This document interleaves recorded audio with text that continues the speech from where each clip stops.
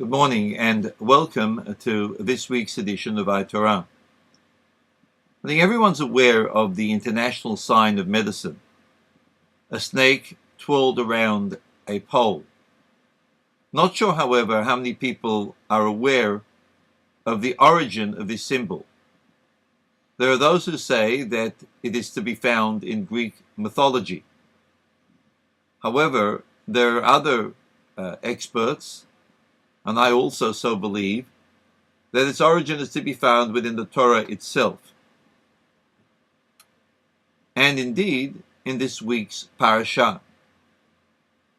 This week's parasha, which is Parashat Chukat, we read that the Jewish people, the Israelites in the wilderness, once more rebelled against God. They rebelled against Moses. They spoke against God, they spoke against Moses, and as a result of this, they were afflicted with a plague of wild wilderness snakes. Many of them died. They came to Moses saying, "Look, we now understand that we've done wrong. We regret our actions.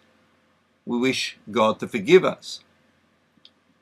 Moses in turn goes to God, and God says, "Take a snake, make for yourself a snake, put it on a pole, lift it high above the camp, let the Israelites look at this snake, and as they look at the snake, they will be cured."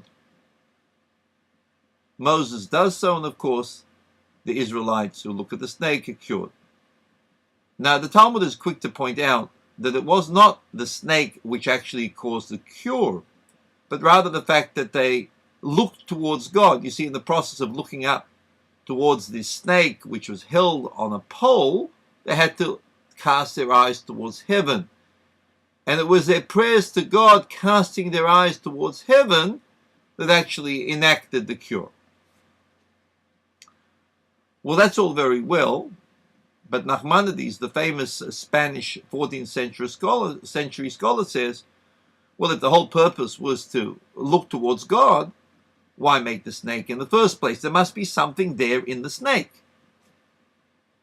So the Ramban says something which is really very interesting. And remember, he's writing this in the 14th century.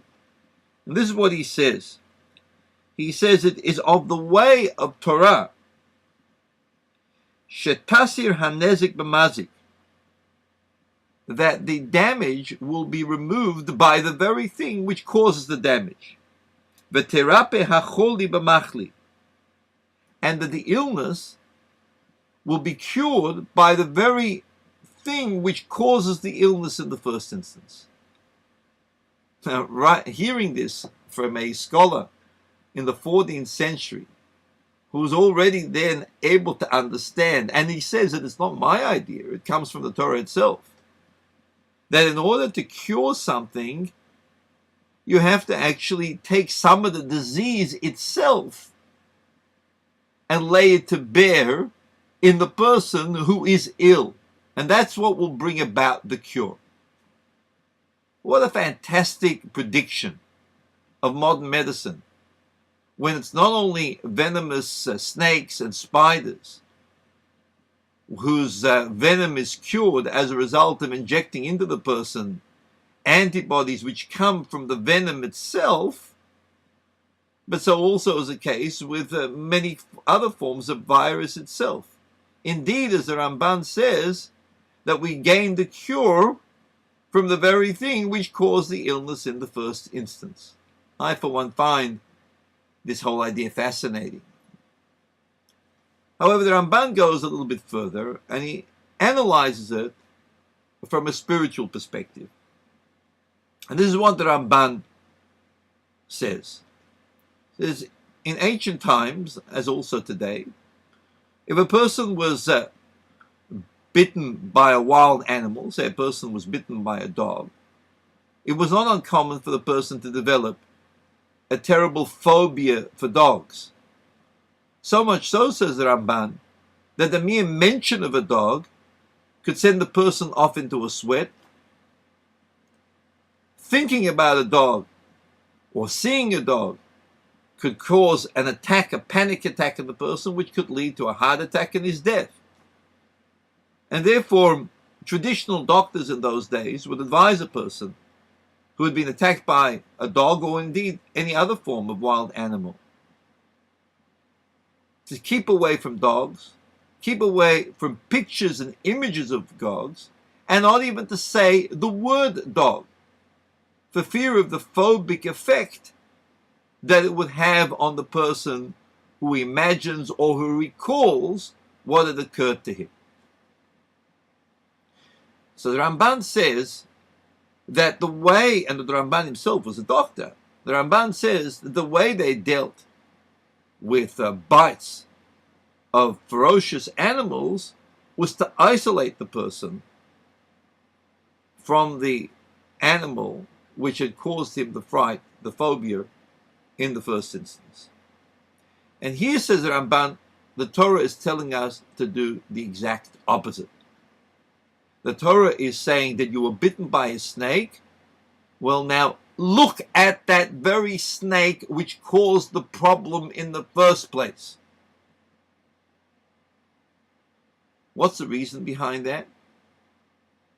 Because it demonstrates that it's not the snake or even the fear of the snake which will make you ill, but rather because you're looking towards God and because you're trusting in God, you are now able to look the snake in the eye and say, I am not afraid of you.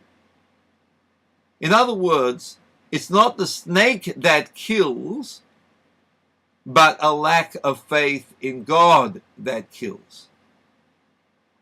And therefore the cure is to look towards heaven. And once you look towards heaven, then you're able to see the snake itself. That thing which has caused you the phobia. Look it straight in the eye. And it will have no control over you, will not be able to cause you any kind of harm whatsoever.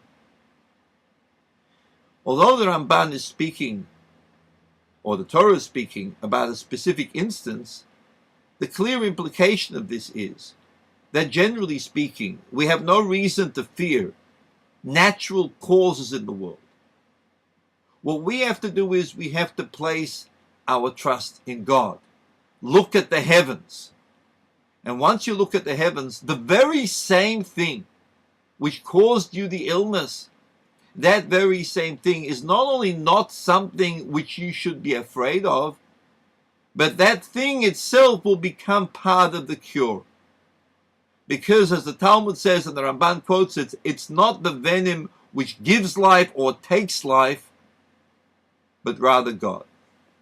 Now clearly, we have a responsibility to go to doctors. The Torah itself tells us in Parshat Mishpatim, V'rapa Yerape, that you're supposed to go to a doctor to receive cures or to receive instruction for cures.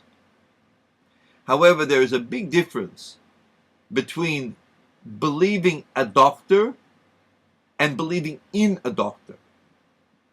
There's a huge difference between trusting a doctor and trusting in a doctor. We go to doctors because they are the shlichim, they are the emissaries of God. However, it is God which brings about the cure. We trust in God. We may trust a doctor, we may believe in a doctor, but we trust in God. We believe in God. There's a difference between believing in, trusting in, and believing and trusting. Until next week, Shabbat Shalom.